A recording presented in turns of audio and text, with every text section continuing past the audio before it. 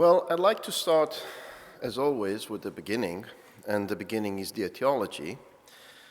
And it's not that the etiology has changed much since yesterday, when I presented it here, but I think that it's important to put the technology of friction reduction, and specifically the Parafricta technology, in the context of the etiology. And so, why is it important to reduce friction at the interface between the body and the support in order to protect tissues? And I'm saying tissues deliberately, not the skin, but tissues, because tissue protection spans from protecting the skin to protecting the deepest tissues, those that are in the vicinity of the bones. And what I'd like to focus on today is the effect of reducing friction on protecting tissues across that spectrum, from skin to the deepest. As I was saying, we are constantly and continuously deforming the basic living structures in our body, which is our cells. And as we apply our body weight, and it doesn't matter if it's during sitting or during lying in bed, we distort the tissues. And we distort the tissues in a complex manner. We compress them, but we also stretch them, and we also shear them. And within these tissues, there are cells, and the mechanical loads are transferred across the multi-scales, the multi-dimensions, from the macro to the micro, from the tissues to the cells. And cells are distorted, and cell structures are distorted. And when you look at an individual cell, it's quite a complex structure by itself. It's mechanically designed, you could say, to support loads, but of course, like any other structure, like any engineering structure, to a certain extent. And if you exceed that tolerance, you may damage the structure of the cell, its scaffold or skeleton, its walls or envelope, much like if you would overload a bridge or an engine, you would cause damage to that structure. And as I was mentioning, over nearly 20 years of a career path, I've been looking at different model systems to understand what is it about deformation that originates from body weight that damages tissues. And as was very nicely phrased in the previous session, the first thing that you need to do is to measure those deformations so that you can do something about them. And a direct approach for measuring deformations in the living human body is to use the wonderful imaging technologies that we now have, primarily MRI. So you can actually demonstrate, visualize, quantify tissue distortions in MRI settings, especially in weight-bearing MRI trials, like what you can do with a seated MRI configuration to which we had access. And then you can actually measure these distortions of deep tissues and then ask the question, okay, in a different living model system, of course you can't ask the question how much time it will take until I produce damage in that individual here, but in a different model system, for example, an animal model, you can then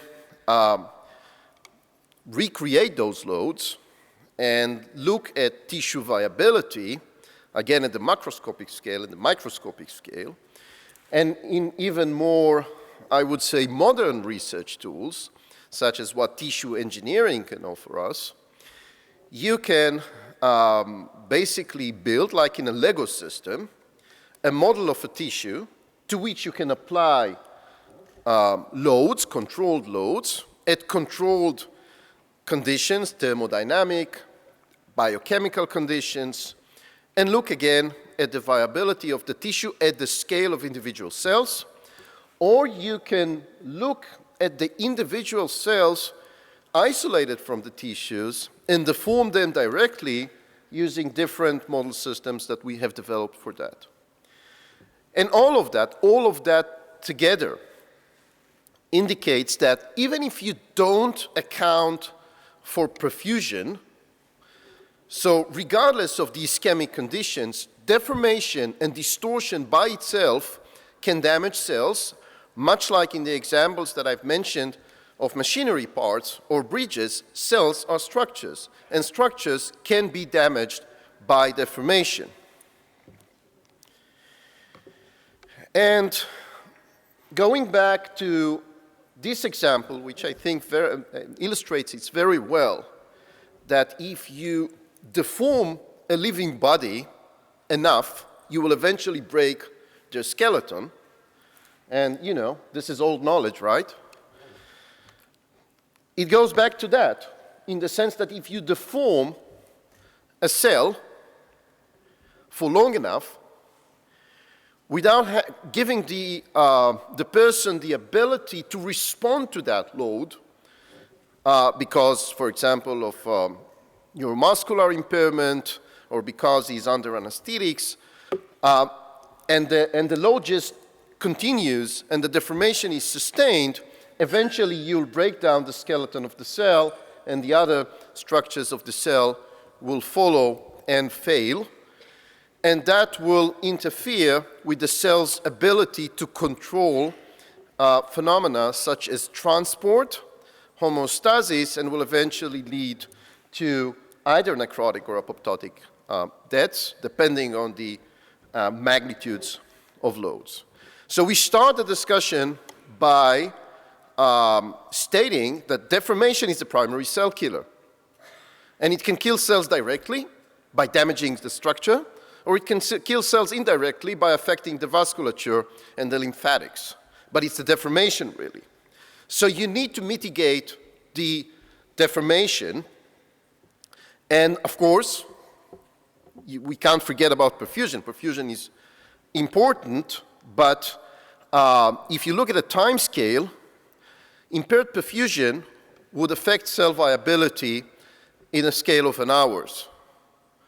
And deformation, on the other hand, can inflict damage within tens of minutes. You can see that in different surgical procedures. You can see that on spinal boards. There are many examples from real-life scenarios that actually prove that. But now we also have the evidence from these laboratory studies that indicate that you need to minimize the deformation. Now, to the real world. Think about a patient who's lying in bed. His body weight pulls the body structures downwards because of gravity, especially if the head of the bed is elevated. So he's tending to slide in bed. And then there is frictional forces that are developing between the skin and whatever that skin touches. It can be the clothing, it can be the mattress, any support surface. And of course, it's not a movement on just one axis. There can be rotation, etc.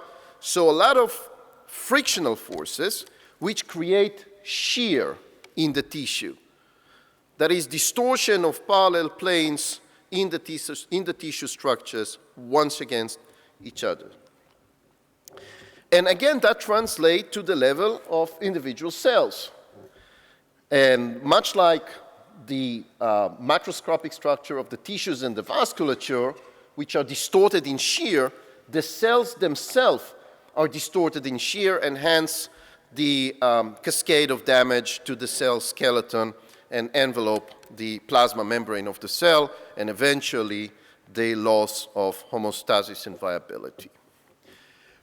Basic physics elementary physics, actually high school physics, indicates that frictional forces are proportional to what we call the coefficient of friction, which is a physical characteristic of the two interfacing materials. If these are two rough materials with a rough topography or microtopography, they will create high friction, much like what happens with your car when the tires of the car are contacting the road. And if it's very smooth surfaces, then the coefficient of friction is very low, like what happens on when there's ice contacting ice. So there is ice that is melting there, so there is a layer of water there, so it's very smooth, and hence the low value of the coefficient of friction. And the frictional forces will be proportional to that coefficient of friction. So what you want to do in order to minimize these exposure to deformations is to minimize the coefficient of friction, really. So how do you do that? First of all, you can offload, have no contact at all. That's ideal. And here is a study that we've published some years ago showing that if you have no contact, that's not a big surprise, I guess, to anyone. If you have no contact, there's no tissue distortion. You're looking at the cross-section through the foot, showing the heel bone. This is the calcaneus, the heel bone, and the fat pad, which is enveloping it. You can see the very irregular structure of the bone here, and the distortion in that soft tissue, in that fatty soft tissue, as you are creating contact with different surfaces, with the maximal distortion, of course, being generated when the heel just contacts a very rigid surface, like a table. And obviously, once there is physical contact, there is distortion, and that distortion will depend on the, as I was saying, the coefficient of friction. But in terms of practicality, if you try to avoid contact, and even if that individual is spontaneously moving, and or someone is basically moving him to take care of that patient, you may quickly find yourself in a position where the heel is supported by some surface that wasn't supposed to support it, where you wanted it to be suspended. So this is quite tricky.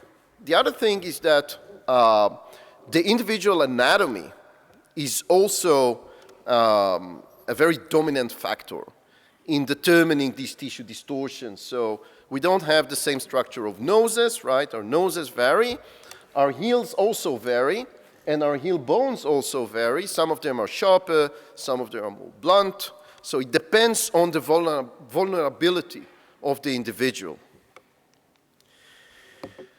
There are also extrinsic factors. For example, if the temperature is high, could be the temperature of the environment, or it can be intrinsic if it's just a patient who is fevering, or if there is moisture and wetness in the environment, the surfaces will change their physical properties. The skin, for example, we all know that when we take a bath, right? The skin, for example, will become more wrinkled. So that's a change in topography. That will actually create more friction and elevate those frictional forces. And those frictional forces, whenever there is contact, are transmitted, are transferred from the contact surface internally into the body. And this is a computer simulation that, again, we've published a couple of years ago that demonstrates how these contact forces are transmitted internally into the body and create distortions in the adjacent soft tissues. And this is another paper showing specifically what happens internally in the structure of the soft tissues of the heel. So basically, we took off the heel bone here to just show what's going on at the interaction between the heel bone and the soft tissue, which is right here, the red colors, and red is not good. Red is bad, right? So all this red indicates very high tissue distortions that are generated by the forces that are transmitted over here at the surface.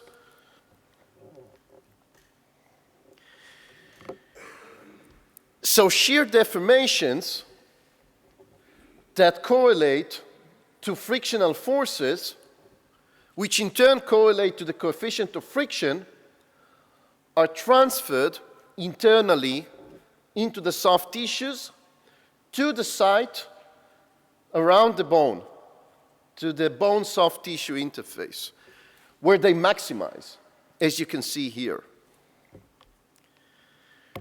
Hence, if you do something about that interaction, if you, by selecting the right materials, minimize that coefficient of friction, you can avoid that deep tissue distortion that may cause the deep tissue injury, which clinicians would describe as heel ulcers. And again, it's all about the topography of the materials. So if this is a standard fabric, and you can see the rough topography in microscopy, of course, this is a much smarter material with controlled topography properties that are designed to minimize friction. And by putting two of these layers together so that they slide against each other, they basically absorb the frictional forces, preventing most of them to be transferred inwards to the body. So I'll wrap up here by summarizing the major points in my talk. The damage originates from exposure to sustained deformations, which compromise cell viability and function. Hence, the objective should be to minimize exposure to deformations, not only at the skin, but also deep in the inner layers of the relevant tissues. The posterior heels, in a patient who's lying in bed, being such a place of interest to prioritize in protection. And one of the promising approaches is to use smart textiles, as was mentioned here before, particularly low friction fabrics that reduce these frictional effects. The bottom line is prevention is the way forward. And that's the message that me and others in this conference and in other venues are promoting. And managing friction is a key component in effective prevention. Thank you for listening, and I'll be happy to take one or two questions if we have time.